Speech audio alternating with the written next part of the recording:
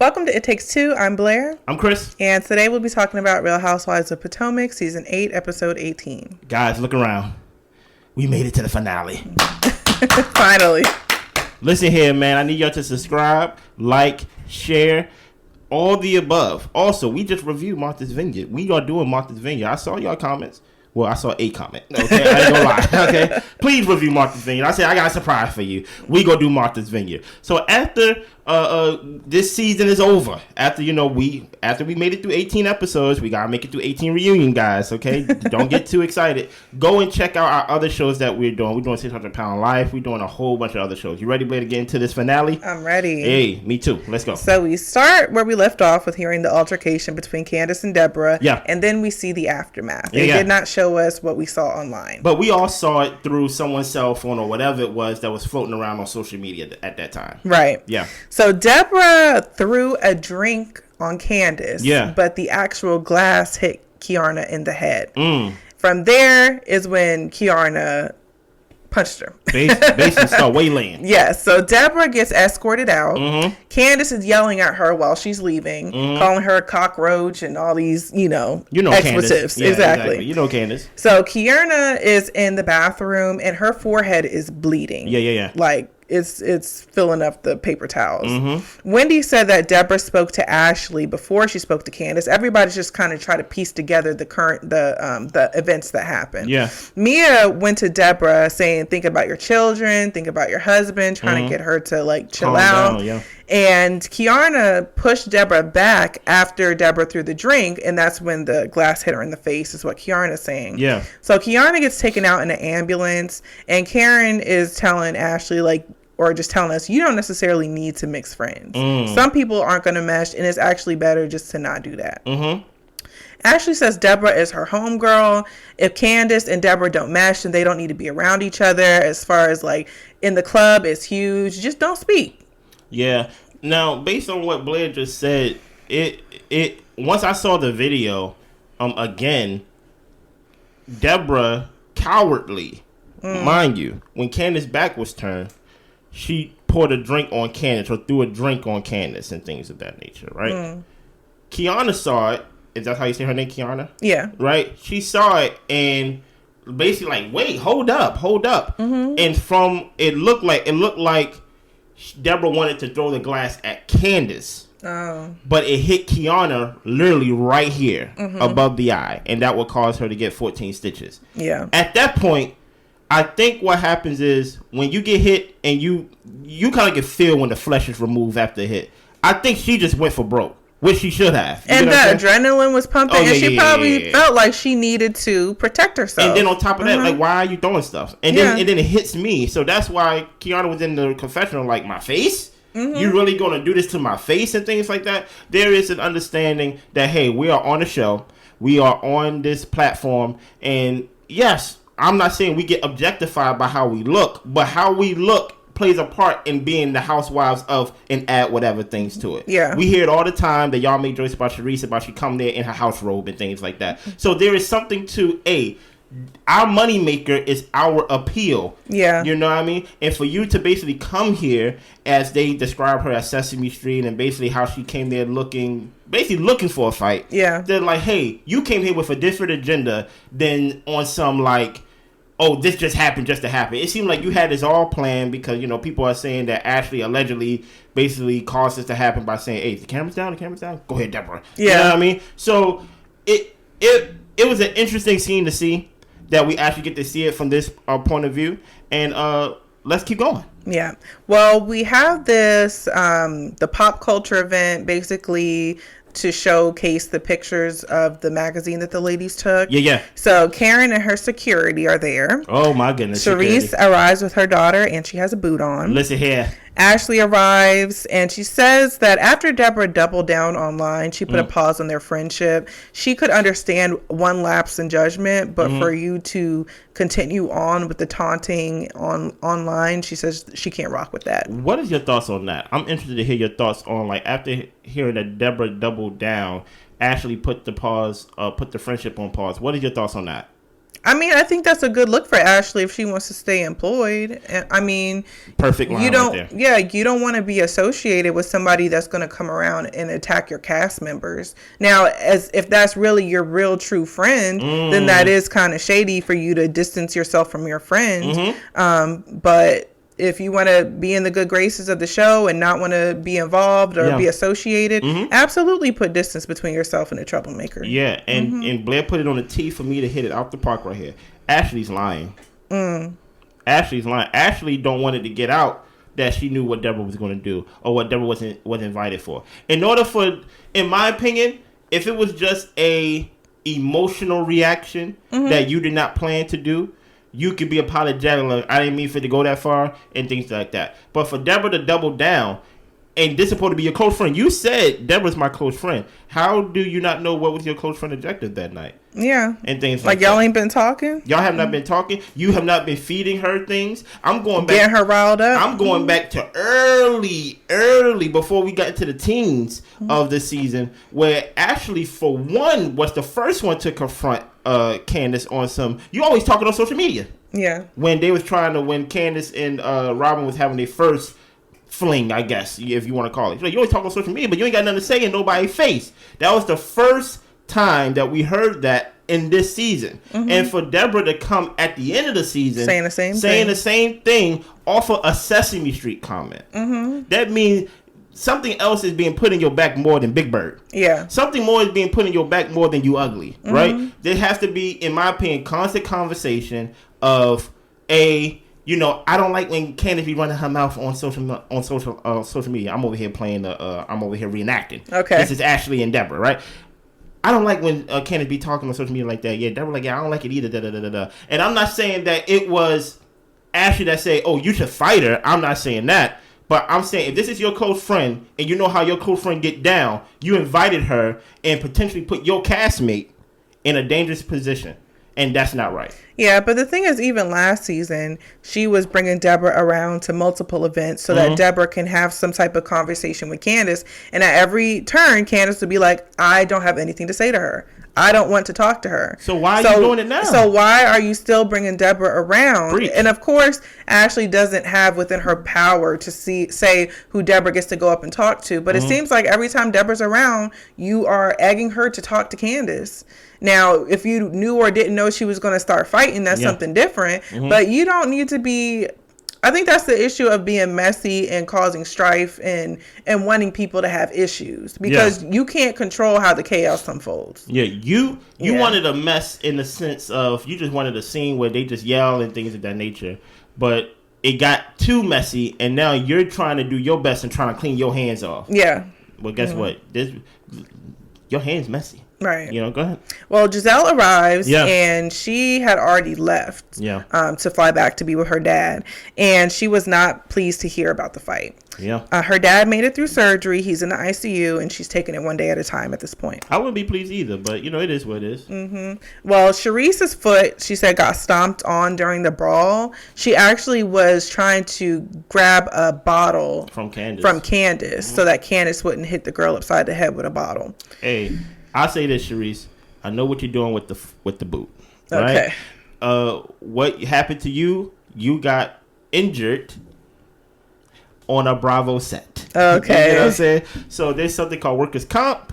Y'all go pay me because I got hurt. Okay. While y'all cameras was out and stuff like that. That's what I think. Well, but hopefully her foot's all right. But I do agree with the whole. I don't think Candiace was going to hit the girl with the ball. I think it's just out of reaction of like this girl coming at me. Candiace not a fighter. You get what I'm saying? So she just using when you're not a fighter, you try to use things or objects to basically discourage the other person from fighting. To threaten. If Candiace had a stick, she have a stick like get away. But I think it's actually good. It's smart of Charrisse to actually be like, no, we're not going to entice, because what's going to happen if Deborah really have the motive to fight, if I see you picking up a bottle, oh, now I'm going to throw a drink. And now there was actually a situation, just to step outside the show a little bit, in the NBA where there was a time where Chris Brown was in the same club as an NBA player as Tony Parker. Tony Parker was not involved in the fight at all. But something happened with Chris Brown and some other crew where they were throwing glass at each other,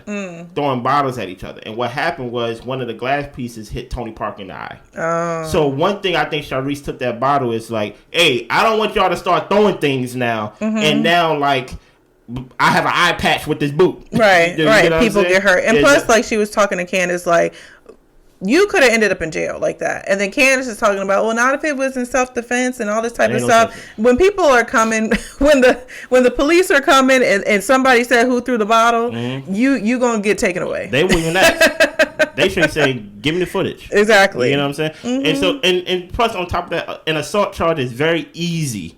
Self-defense isn't really what a lot of people think it is. Like, a lot of times, the person has to be up on you. Like, you can't call self-defense if the person might be, like, 5 feet away. I mean, it's very tricky in that way. Self-defense is basically a threatening of your life. So that's why I'm like, it's very tricky. And it's very easy to catch an assault charge. The only people who are allowed to fight and to not get arrested are children. If I spit on Blair as an adult, she can file an assault charge on me and I will go to jail. So if I can spit and catch an assault charge, I can only imagine what I can do if I have a bottle. Yeah. You get what I'm saying? Yes. Yeah. Well, Cal, who is Gizelle's stylist, was there, and he asked who was there to protect Kiana. He didn't like the fact that Kiana was fighting other people's battles. Yeah. And he felt that if Candiace is doing all this talking, she should be able to deal with what happens after. Your thoughts? In general, I feel that way, but I don't think that was the situation. Deborah came up to her looking for a fight. And I understand. I mean, Candiace, you're online calling this lady out her name and all this type of stuff. Yeah. So when you see somebody, you may or may not have to deal with them. But at the same time, we're on a show. This isn't really what the show is about. So if people can try to, like, control themselves not to put their hands on each other, that's kind of the sense or the playing ground that we're trying to stay at. Yeah. You know. Hey, I'll put it like this, just to put it in layman terms right here. If Gizelle ain't swing off on Candiace, Deborah definitely have no reason to swing off on Candiace. Right. Because, trust me, the things that Candiace said to Deborah, man, that's the Candiace we actually want to see. Yeah. You get what I'm saying? And actually trying to make it seem like, I know down the line, she gonna say something like, Candiace says things and she go too far. And I'm just like, but with Deborah, that wasn't the case. No. You get what I'm saying?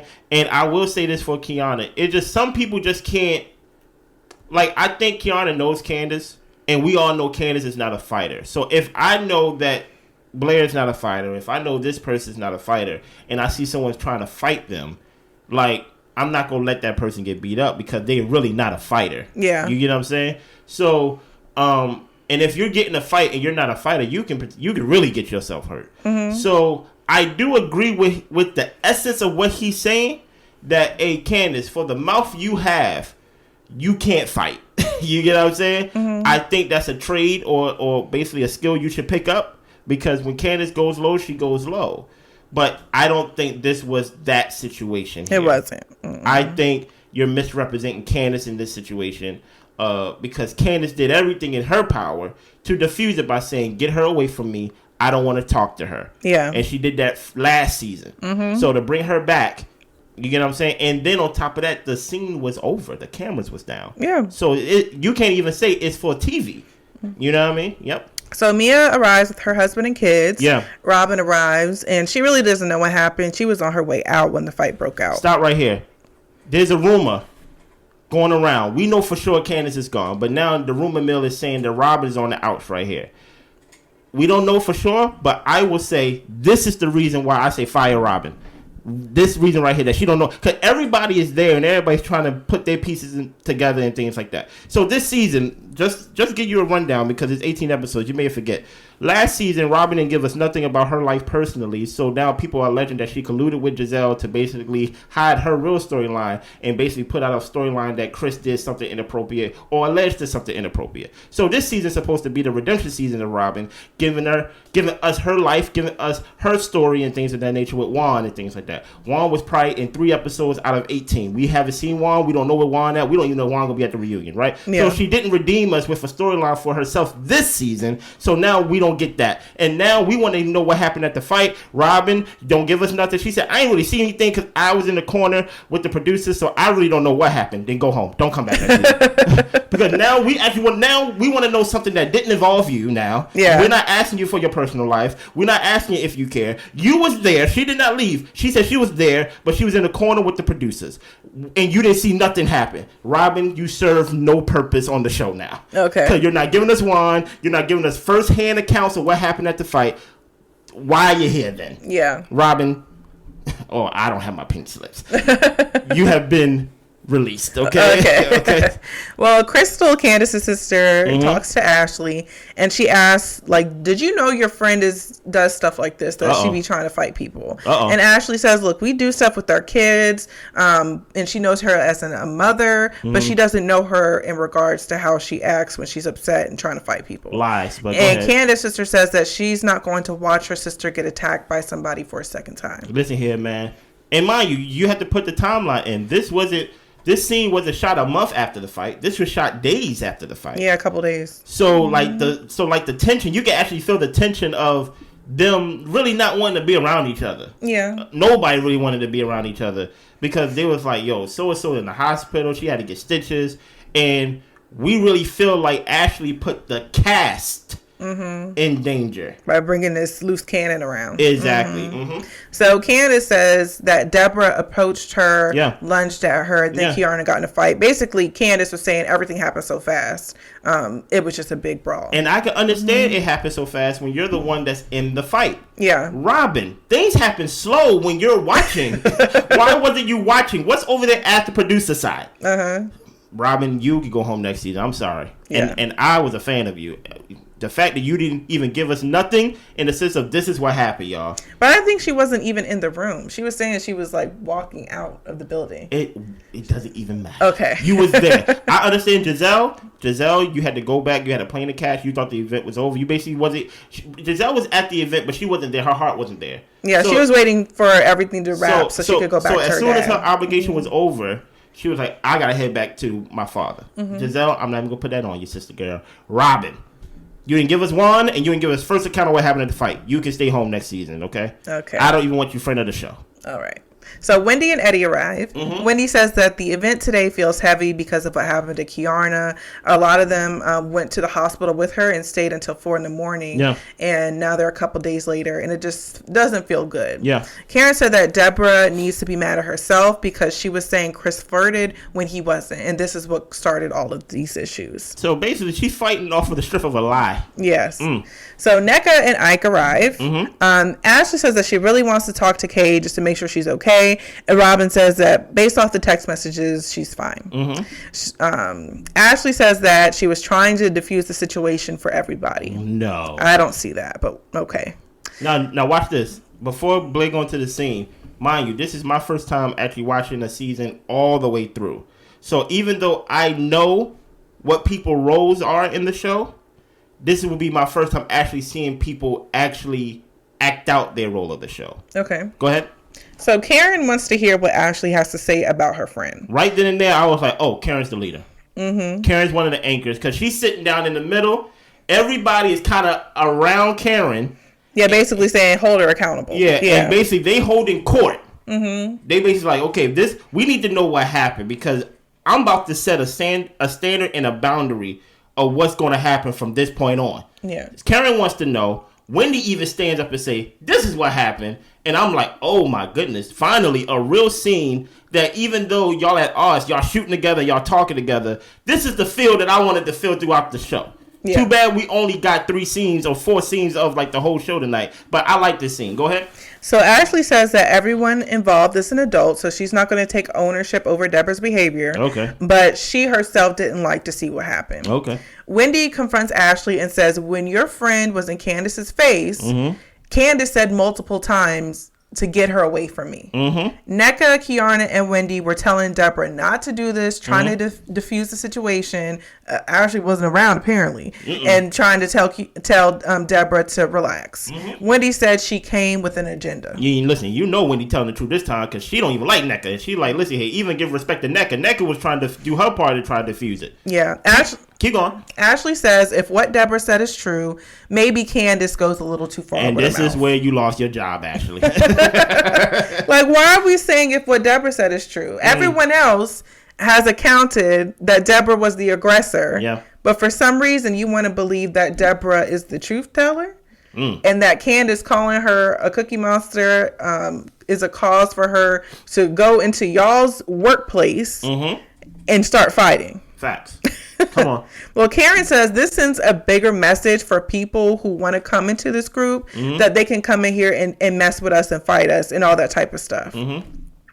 Well, Deborah doubled down the next day, and that is a problem. Mia pointed that out. And Ashley says she's saddened by this and apologizes, and she'll be more conscious of who she brings into the group. So far, before we get to what Gizelle says, because Gizelle didn't really add anything, because Gizelle wasn't there, right? What did you thought about Karen holding court, basically? I think it was necessary, and I was glad that all of the ladies were on the same page of basically protecting each other and protecting the safety of, the cast members. Yeah. So I was happy to see them on one page and not so divided as it's been this whole season. Yeah. This is what I call a breaking the fourth wall moment, right? I think in this moment, Karen made it known, hey, look, we do a show. And when you bring someone in who takes the show that seriously, that they basically want to put hands on somebody, you put all of our lives in danger. Because this is just Candiace. Who to say that Karen may say something that somebody may not like, who is a friend of someone that's on the cast, they come and they swing off on Karen. You get what I'm saying? Sometimes you have to see what could have been and put like, oh, we're actually cultivating an environment, or someone within the show cannot cultivate an environment where they can bring someone in who's not even a friend of the show, who basically have to deal with no ramifications of anything. Yeah. Imagine if this would have happened in the beginning of the season and Kiana was a castmate of the show. She can't shoot because she got her face stitched up. So now you're affecting people's money. You know what I mean? I like the fact that Karen basically said this will not happen. And guess what? It's not going to happen because I don't think Ashley coming back. But Ashley even taking the side of, well, maybe Candiace talked too much and she just goes too far. Don't try to take this and try to make it that. Yeah. I say Candiace go too far, but this wasn't that. Right. You get what I'm saying? And my thing is, especially, I'm just going to go and switch to the other side for a second. Gizelle spoke about the reason why I don't really talk to Candiace is because, number one, she said all these things, but when she said those things, she galvanized people, and then I started getting death threats. Yeah. I got daughters, right? So I'm going to not interact with that person. Now, for the better or for the worse of the show, it is what it is. But, you may say what you have to say, and they see you on TV, and they like, yeah, I hate Gizelle too, right? But Candiace have the maturity to still shoot with this girl and still know Gizelle is a castmate. Yeah. You get what I'm saying? So Karen's like, hey, listen, don't bring no one out here that basically can't fall in line. And if that's your friend, you are responsible for that friend. And we gonna hold you accountable. So this whole thing of, I'm not gonna take accountability for what another adult did, stop it. Yeah. That is weak. But it is what it is. Well, Gizelle tells us that it's been a tough week for her. Yeah. And she appreciates those who have reached out to her, specifically Karen. Yeah. The ladies toast to where they are in the friendship circle. Mia and G thank everyone for coming out. Yeah. And G is talking about how great of a mother and a wife Mia is. Yeah. And then we fade to black. And then we actually have we burn into flames. Now, question: Do you remember what each person's what do you call that call like in call was how at the end they say no, because nobody's doing anything. Well, I didn't write it down because nobody's doing anything. Wendy got a YouTube show, man. Stop. No, I'm saying nobody's doing anything different than they've been doing in the season. It was nothing to write home about. So I didn't even write it down. I'm gonna give a little respect. Gizelle released GNA clothes. I'm looking for it. R.I.P. to her father. Okay. Wendy. Yeah, her father passed, but we talked about that before. Wendy, you know what I mean? Hey, you two, keep going. We on here with you. You know what I'm saying? Candiace, you're singing. I like it. You get what I'm saying? Karen, listen here, Karen. In real time, relax. Okay? That's all I'm going to say. I'm not making no more videos about you unless some more things came out.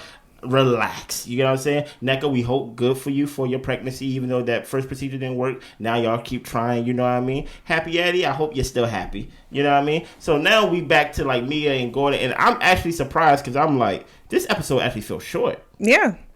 Thank you. You know what I mean? But now 3 months later, what happened? So Mia announces her separation from G. It's in all the headlines. So G messages the guys. This is Eddie telling the story, and he tells them that he needs to let them know what's going on with Mia. So Gia calls and explains that Mia wasn't putting the kids first, and that's when all the news online started to surface.